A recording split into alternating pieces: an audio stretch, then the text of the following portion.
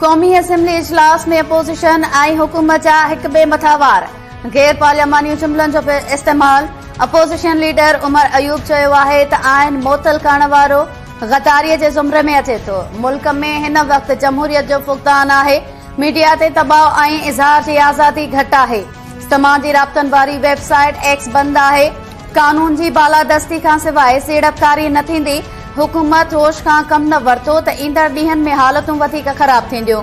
ख्वाजा आसिफ जवाबी तक़रीर कंदे चयो त सभ खां पहिरियां हल्फ जी भञकड़ी अयूब खान मार्शल लॉ लॻाई कई हुई। आर्टिकल 6 जी कार्रवाई उतां शुरू थियण घुर्जे। ख्वाजा आसिफ जी तक़रीर दौरान अपोजिशन जो एहतजाज।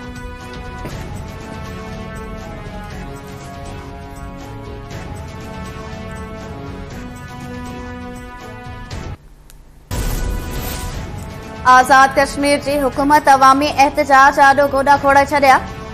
अटो ऐं बिजली सस्ती थी वई। अवामी एक्शन कमेटी ऐं आज़ाद कश्मीर जे चीफ सेक्रेटरी विच में लिखत में मुआहिदो। आज़ाद कश्मीर जे वज़ीर आज़म अनवारुल हक चयो आहे त अटे ते 1100 रुपया सब्सिडी ॾिनी आहे।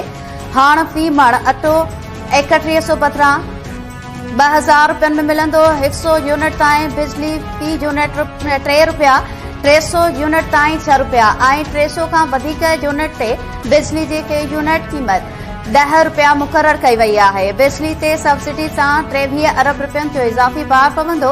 आज़ाद कश्मीर जी सूरत हाल ते पाकिस्तान जी सियासी ऐं अस्करी क़यादत राब्ता कया।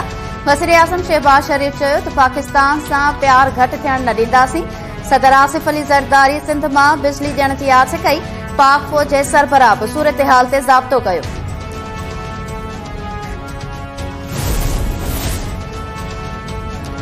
आज़ाद कश्मीर में बिजली ऐं अटो सस्तो थियण वारे मुआहिदे बावजूद हिकु भेरो ॿीहर छिकतान। अवामी एक्शन कमेटी जे लॉन्ग मार्च जा काफ़िला असेंबली पहुची विया। केपी खां आज़ाद कश्मीर ईंदड़ रोड ते मार्च खे रोकण था छिकतान। मुज़ाहिरनि अंबूर रोड ते धरणो हणी छॾियो। पुलिस ऐं रेंजर्स जी लठबाज़ी। शोरान वटि बि चकरियूं, फायरिंग ऐं ॻोढ़ा आणींदड़ गैस जो इस्तेमाल। विगोड़ियुनि तरफ़ां पथराव। सूरत हाल ख़राब थियण सबबि आज़ाद कश्मीर में कुझु कलाक पहिरियां बहाल कयल मोबाइल ऐं इंटरनेट सर्विस ॿीहर मुअतल।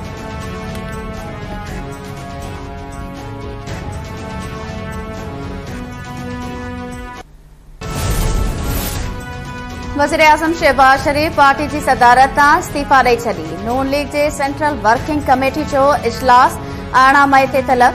ज़रियनि मूजिबि शहबाज शरीफ़ 2 ॾींहं अॻु पार्टी काइद खे इस्तीफ़ा जे फ़ैसिले बाबति आगाह कयो हो। नून लीग जे मरकज़ी कमेटी जे इजलास में नवाज़ शरीफ़ खे पार्टी सदर चूंडियो वेंदो।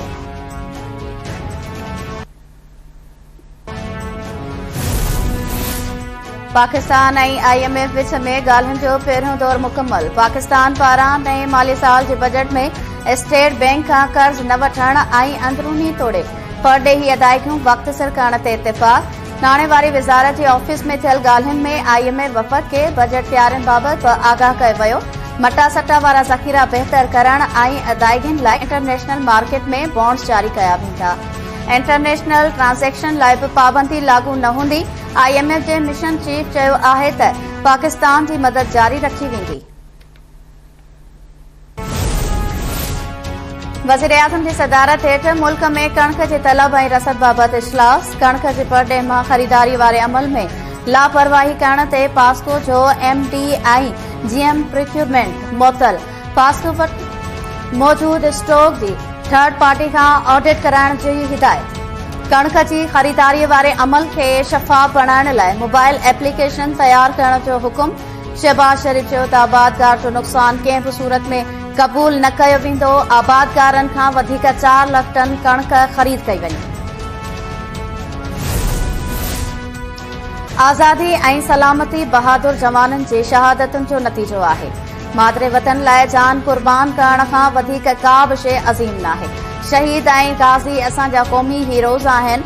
Army chief general Asim Munir जो GHQ में फ़ौजी एज़ाज़ ॾियण वारी तक़रीब खे ख़िताब। ISPR जो चवणु आहे त आर्मी चीफ ऑपरेशन दौरान बहादुरीअ जो मुज़ाहिरो कंदड़ जवाननि खे एज़ाज़नि सां नवाज़ियो। शहीद जवाननि जा एज़ाज़ संदन वारसनि वसूल कया। आर्मी चीफ शहीदनि जे वारसनि जे हौसले ऐं क़ुर्बानीअ जी वाखाण पिणु कई।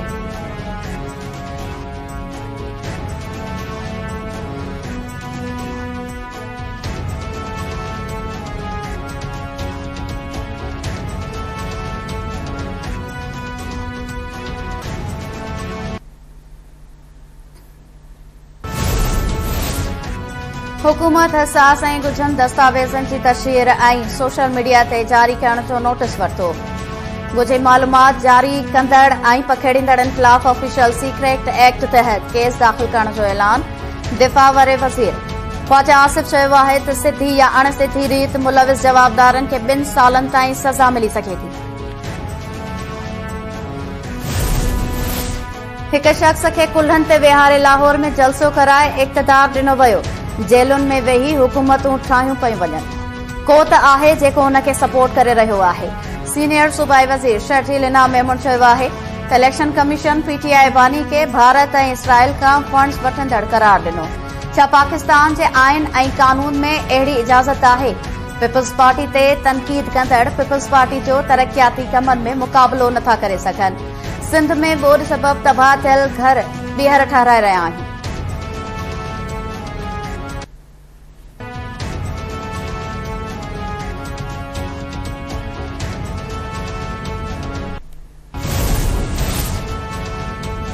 इलेक्शन कमीशन मखसूस सीटुनि ते कामयाब करार ॾिनल 77 पार्लियामेंटेरियंस जी रुकनियत मुअतल करे छॾी। क़ौमी असेंबली जी मखसूस सीटुनि ते कामयाब करार ॾिनल 19 औरत मेंबर्स जी रुकनियत मुअतल। केपी मां 21, पंजाब असेंबली जी 24, सिंध असेंबली मां 3 पार्लियामेंटेरियंस जी रुकनियत मुअतल कई वई। नोटिफिकेशन जारी।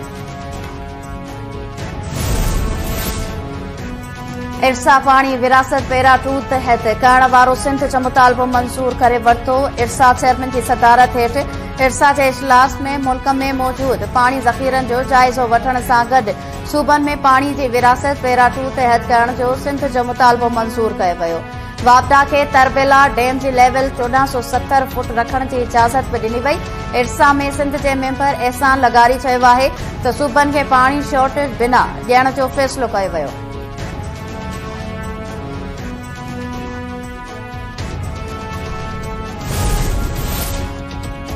सिंध पब्लिक सर्विस कमीशन जो चेयरमैन मखसूस मेंबर्स ते मेहरबान।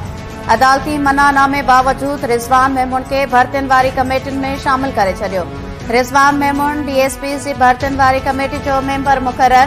केस फिजियोथेरेपिस्ट स्टाफ नर्सनि जी भर्तियुनि वारी कमेटी जो इंचार्ज बि बणायो वियो। अब्दुल मालिक गोरी, राबिया सलाहुद्दीन ऐं रिज़वान शेख खे भर्ती तोड़े इंटरव्यू कमेटियुनि में शामिल कयो वियो। ॿियनि मेंबर्स खे लगातार नज़र अंदाज़ करण जो सिलसिलो जारी।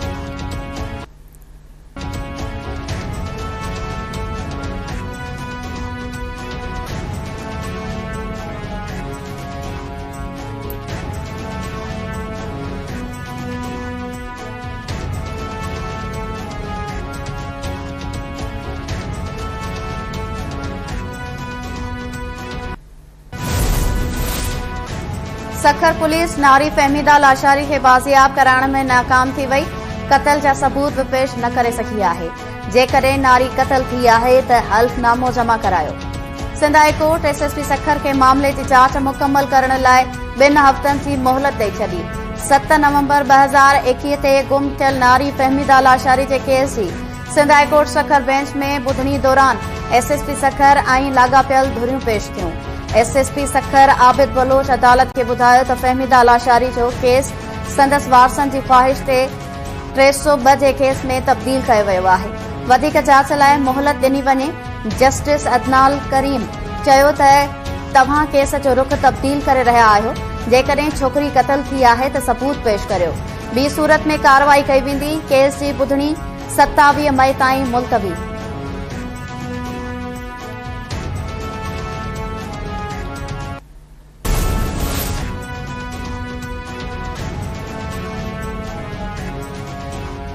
ब्राज़ील ऐं इंडोनेशिया में ॿोॾि तबाही मचाए छॾी। 184 माण्हू फौत, लखे माण्हू बेघर। ब्राज़ील जे मुख़्तलिफ़ रियासतुनि में गुज़िरियल 1 महीने खां जारी बरसातुनि खां पोइ ॿोॾि सबबि हर पासे तबाही।